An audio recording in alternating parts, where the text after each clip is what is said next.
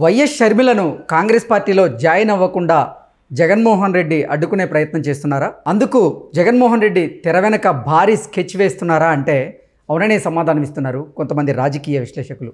ఇక ఇదే అంశానికి సంబంధించి మనతో మాట్లాడేందుకు ప్రముఖ రాజకీయ విశ్లేషకులు శ్రీనివాసరావు గారు మనతో ఉన్నారు. ఆయనతో మాట్లాడదాం. సార్ నమస్తే. సార్ నమస్కారం అండి. సార్, దాదాపు 4.5 ఏళ్ల తర్వాత తన కుమారుడి వివాహానికి ఆహ్వానించడానికి వైఎస్ షర్మిల వైఎస్ జగన్మోహన్ రెడ్డి ఇంటికి వెళ్తుంది. తన ఇంటికి వెళ్ళే ముందే వైఎస్ఆర్టీపీని కాంగ్రెస్ పార్టీలో విలీనం చేయబోతున్నట్లుగా కాంగ్రెస్ పార్టీ వారు ఈవిడికి ఏఐసిసి ప్రధాన కార్యదర్శిగా అలాగే ఏపీ పిసిసి ప్రెసిడెంట్గా ఆఫర్ చేశారని, దాని మీద నేను ఇప్పటివరకు ఎటువంటి నిర్ణయం తీసుకోలేదు, ఢిల్లీ పర్యటన తర్వాతే నిర్ణయం తీసుకుంటా అంటూ కూడా ప్రకటించారు. ఏంటి సార్, అంటే ప్రకటన తర్వాత షర్మిల గారు జగన్మోహన్ రెడ్డి ఇంటికి వెళ్తున్న నేపథ్యంలో షర్మిలను కాంగ్రెస్ పార్టీలో జాయిన్ అవ్వకుండా చేసేటువంటి ప్రయత్నం జగన్మోహన్ రెడ్డి చేస్తారా? అలాగేం చేయడం అనుకుంటున్నాను నేను. ఎందుకంటే ఆయన ఆ ప్రయత్నాలన్నీ ఇంతకుముందే చేస్తుంటారు. ఆ ప్రయత్నాలన్నీ అయిపోయిన తర్వాతే ఈవిడ వాళ్ళకి ఓకే చెప్పుకుంటుంది. వాళ్ళు కూడా తెలంగాణ ఎన్నికలప్పటి నుంచే వాళ్ళ మధ్య నడుస్తుంది కదా. కాబట్టి ఈవిడి ఢిల్లీ వెళ్ళటం జాయిన్ అవ్వటం ఇవన్నీ లాంఛనమే.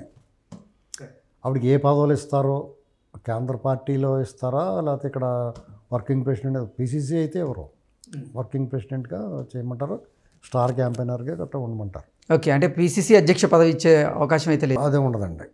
ఓకే, అంటే దానికి రకరకాల కారణాలు ఉంటాయి. అది దానివల్ల ఏం ఊడబడిచేది ఏమి ఉండదు. ఇక్కడ జగన్మోహన్ రెడ్డి గారు చేయని ప్రయత్నం ఉండదు. అన్ని రకాల ప్రయత్నాలు, రాజీ ప్రయత్నాలు చేస్తారు. మొత్తానికి తెగిపోయేదాకా లాగేసుకున్నారు. ఇక మళ్ళీ కలవటం, ఒకవేళ చాలామంది అనుకున్నట్టు వీళ్ళిద్దరి మధ్య స్కెచ్, వీళ్ళిద్దరు ఒకటే అనేటువంటి ప్రస్తుతానికి అయితే కాదు. రేపు ఎప్పుడన్నా అవ్వచ్చు. ఇప్పుడు అన్నా చెల్లెలు అండి, కలిస్తే కలుస్తారు, ఏముంది, రక్త సంబంధం. ఇప్పుడు యాక్చువల్గా నిజానికి వైరం అన్నా చెల్లి మధ్య, తల్లి కొడుకు మధ్య కాదు, వదిన మరదళ్ళ మధ్య, అత్తా కోడళ్ళ మధ్య వైరం, అది అంతే. ఓకే, అటువంటి వైరం ఉన్నప్పుడు కలవటం అనేటువంటి జరగదు. ఓకే, అన్నా చెల్లెళ్ళ మధ్య వైరం అయినా సరే కలిసేదానికి అవకాశం ఉంటుంది, కానీ వదిన చెల్లెళ్ళ మధ్య, వదిన మరదళ్ళ మధ్య ఆ వైరం అగాధం, వాళ్ళ మధ్య ఏర్పడిన అగాధం పూడ్చడం ఎవరి వల్ల కాదు. కాబట్టి ఇక్కడ తెల్లా పెళ్ళామా అన్నట్టుగా జగన్మోహన్ రెడ్డి గారికి తెల్ల భార్య అనేటువంటి సమస్య అతనికి ఉన్న ధర్మ సంకటం. ఓకే, ఇంకా అతను సహజంగానే మొండిగా ఉంటాడు కాబట్టి ఏట్లేవా అని వదిలేసాడు అన్నమాట. చెత్త చేసుకోవాలంటే వదిలేసాడు. కానీ దానికి భారీ మూల్యం చెల్లిస్తారు. ఓకే, అది మాత్రం ఖాయం. ఎందుకంటే షర్మిల గారు చాలా మంచి నాయకురాలు, లేకపోతే రాష్ట్రానికి చాలా ఉపయోగపడుతుంది, ఈవిడ వస్తే మంచి రోజులు వస్తాయనేటువంటిది ఏమి లేకపోయినా, అంటే ఇప్పుడు వైఎస్ఆర్సీపీలో ఉన్నటువంటి సగానికి సగం మంది నాయకులు కాంగ్రెస్ పార్టీని మూలాలు ఉన్న వాళ్ళే ఇక్కడ ఉన్నారు. ఇప్పుడు కనుక కాంగ్రెస్ పార్టీ ఆంధ్రప్రదేశ్లో మళ్ళీ యాక్టివేట్ అయితే, యాక్టివ్గా పాలిటిక్స్లోకి మళ్ళీ వస్తే, షర్మిల గారికి ఏపీ పిసిసి ప్రెసిడెంట్గా అవకాశం ఇస్తే వీళ్ళందరినీ ఆవిడ లాగేసే అవకాశం ఉంది. ఇది గ్రహించినటువంటి జగన్మోహన్ రెడ్డి రాధీ కుదుర్చుకునేందుకు ఈవిడతో రాయబారం చేశారు వైవి సుబ్బారెడ్డితో అని ఒక వార్త వస్తే, లేదు, వైవి సుబ్బారెడ్డి గారు నిన్న ప్రెస్ ముందుకు వచ్చి దాన్ని ఖండించారు. నేను ఒక వైఎస్ఆర్సీపీ ఎమ్మెల్యేగా, వైఎస్ఆర్సీపీ వ్యక్తిగా షర్మిలను కలవలేదు, నేను ఒక కుటుంబ సభ్యుడిగానే కలిశానంటూ కూడా ఆయన చెప్పుకుంటూ వచ్చారు. ఏంటి సార్, నిజంగానే రాయబారం పంపించేటువంటి ప్రయత్నం చేశారా జగన్మోహన్ రెడ్డి? వాళ్ళు కుటుంబ సభ్యుడిగా కలిసి అనేది రాజకీయాలు లేవని చెప్తారు, అంతే, అలాగే చెప్తారు.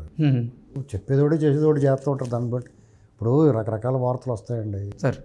యాక్చువల్గా షర్మిల గారు కాంగ్రెస్లోకి వస్తే ఏంటి, ఎక్కడుంటే ఏంటి, ఎవరికి రాష్ట్ర ప్రజలకి ఏమి ఉపయోగం? వాళ్ళు ఏం చెప్పారు, తెలంగాణ వచ్చింది, తెలంగాణలో కేసీఆర్ గారిని విమర్శించింది, అడ్డగోలుగా అవసరం లేని విమర్శలు కూడా చేసింది ఆ అమ్మాయి.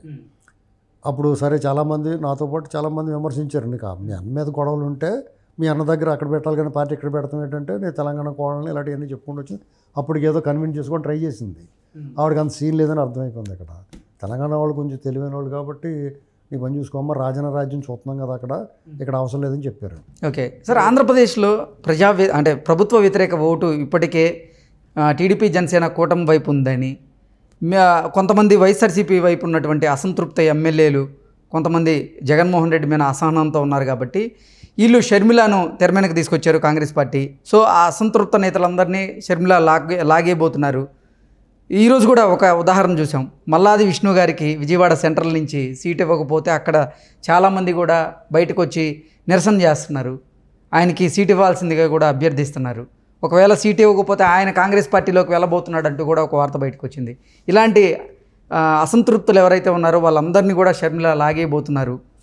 సో జగన్మోహన్ రెడ్డికి ఇవన్నీ కూడా గడ్డు కాలం స్టార్ట్ అవ్వబోతుంది వీటన్నిటి ద్వారా. అది గ్రహించినటువంటి జగన్మోహన్ రెడ్డే ఈ షర్మిలతో అసలు తెర వెనక రాజకీయం ప్రారంభించాడు అనేది వార్త సార్. దాన్ని ఎలా చూడొచ్చు? అతను తెర వెనక నుంచి చేసి అంత తెలివితేటలు ఏం లేవు, కానీ అతను గడ్డుకాలమే.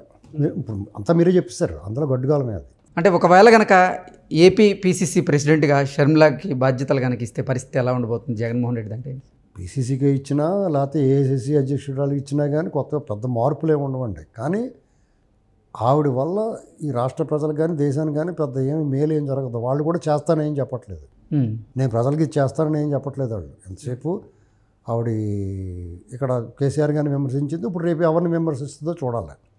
రాజన్న రాజ్యం తీసుకొస్తాను తెలంగాణలో ఉంది, మరి ఇప్పుడున్నది రాజన్న రాజ్యమా రాక్షస రాజ్యమా, లేకపోతే తను ఏ రాజ్యాన్ని తీసుకొస్తాననేటువంటిది ఎలా చెప్తుందని ఆసక్తి ఉంది అందరికీ. తను ఏం చెప్తుంది అనేటువంటిది అదొకటి ముఖ్యంగా ఆలోచించాలి. నెక్స్ట్ ఇంకోటి ఏంటంటే ఆవిడ రావటం వల్ల వైసీపీ నుంచి టిక్కెట్లు రాని వాళ్ళు, అసంతృప్తి ఉన్నవాళ్ళు టీడీపీలోకి పోతారు గెలిచి పార్టీగా. ఒకవేళ వాళ్ళు రానివ్వకపోతే ఈ వేదికను ఉపయోగించుకుంటారు. వాళ్ళందరూ కూడా ఆల్రెడీ వైసీపీ శిథిల గృహం అయిపోయింది, కూలిపోయేలాగా ఉంది. ఆ ఇంట్లో ఎవరు ఉండడానికి ఇష్టపడరు. కాంగ్రెస్లోకి వెళ్ళిపోవడానికి అభ్యంతరం ఉండదు, వాళ్ళ స్వగృహమే కాబట్టి. అందులోంచి వచ్చారు కాబట్టి ఇందులోకి ఆ ఇంట్లోకి వెళ్ళిపోవడానికి వాళ్ళకి స్వగృహ ప్రవేశానికి అభ్యంతరం ఉండదు. ఇదంతా కూడా షర్మిల గారు రావటం వల్ల జరిగిందని కాబట్టి షర్మిల గారు రాకపోయినా కానీ వాళ్ళు ఏదో దారి వెతుక్కుంటారు. ఓకే, కాబట్టి ఈ సమయానికి ఆవిడని తీసుకొచ్చి కొంచెం పార్టీని యాక్టివేట్ చేస్తున్నారు. కాబట్టి కర్ణాటకలోను తెలంగాణలోను కాంగ్రెస్ అధికారంలోకి వచ్చినట్టు వాళ్ళు కొంచెం ఉత్సాహం ఉంది. అలాగే రాహుల్ గాంధీ గారు కూడా కొన్ని మీటింగ్లు పెడతా ఉంటున్నారు. వాళ్ళు కూడా కొన్ని స్పష్టమైన హామీలు ఇస్తున్నారు.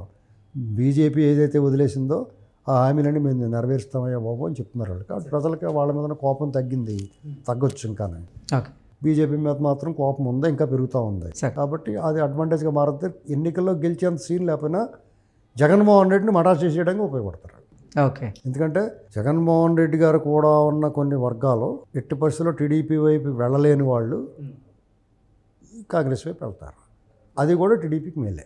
టీడీపీ నుంచి చాలామంది సీట్లు ఆశిస్తారు, వైఎస్ఆర్సీపీ నుంచి రాని వాళ్ళు అక్కడ చంద్రబాబు గారు వాళ్ళు ముడిచేయి చూపిస్తే వాళ్ళు మళ్ళీ ఇటు వచ్చే అవకాశం ఉంటుంది. కాబట్టి నేను ఓటర్ల గురించి చెప్తున్నాను.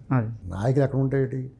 ఓటర్లో కొంతమంది ఉంటారు, వాళ్ళు ఎట్టి పరిస్థితుల్లోనూ జగన్మోహన్ రెడ్డి గారి పార్టీలో ఉండకూడదు, ఇతనికి వేయకూడదు, ఇతని పరిపాలన బాగోలేదు అనుకున్నారు. ఓకే, వాళ్ళు టీడీపీకి వేయాలంటే టీడీపీ అంటే వాళ్ళకి నచ్చదు, పసుపు చూస్తే కారం వచ్చేది. చంద్రబాబు గారు అంటే ఇష్టం ఉండదు, సామాజిక వర్గం కానీ ఏ కారణాలు చేత వాళ్ళందరూ కూడా చచ్చినట్టు మళ్ళీ జగన్మోహన్ రెడ్డికి వేస్తారు.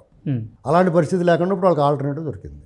కాబట్టి ఎలా చూసినా కానీ టీడీపీకి వాళ్ళకి ఓటు పడకపోయినా జగన్మోహన్ రెడ్డికి పడదు.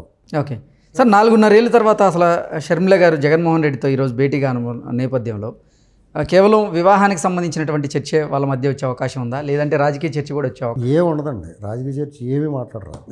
రోజు మీరు నేను బోళ్ళ మంది చెప్పేస్తున్నాం వాళ్ళకి ఏం జరుగుతుందో అంతానే. కానీ రాజకీయ చర్చలో ఏముండదు. ఇప్పుడు వెళ్తుంది పెళ్ళికి రా అన్నయ్య అంటది, అలాగే వస్తున్నాను అమ్మంటే నెత్తిమే చేయడం దిగుతాడు వచ్చేస్తారు, సింపుల్. దాని గురించి మరి తలబద్దలు కొట్టుకోకలేదు. వాళ్ళు జగన్మోహన్ రెడ్డి గారు పని అయిపోయింది. ఇంకా నెయ్యి ఇప్పుడు ఆ జగన్మోహన్ రెడ్డి కన్నా ఒక మెట్టు పైనే ఉంది ఇవిడి. రేపు మాపు కాంగ్రెస్ ఆంధ్రప్రదేశ్లో ఇవాళ రాకపోయినా ఇంకో టర్మ్ కన్నా కొంచెం పుంజుకుంటారు వాళ్ళు. అలాగే కేంద్రంలో అధికారంలోకి వస్తే ఇంకా కొంచెం బాగుంటుంది. ఇప్పుడు మోడీ గారి పరిస్థితి కూడా ఏం బాగోలేదు. ఇప్పుడు రామాలయం అయ్యి అడావుడి చేసి జనమంతా మత్తు జల్లుతున్నారు. చాలామందికి తెలియని విషయం ఏంటంటే రామాలయం అనేటువంటి చిరకాలంగా వాళ్ళు చెప్తున్నది అది పూర్తి చేసిన తర్వాత ఇంకా వాళ్ళతో పని ఏంటి మనకి? అవును కదా, 370 ఆర్టికల్ అన్నారు, అది కూడా అవగొట్టేశారు కదా. మీ పని అయిందని నమస్కారం పెట్టి పంపిస్తాం అంతే. కాబట్టి అలా కాంగ్రెస్కి అధికారంలో రావచ్చు వాళ్ళ కూటమి. ఓకే, వచ్చిందనుకోండి అప్పుడు వీళ్ళు కొంచెం మంచి భవిష్యత్తు ఉంటుంది.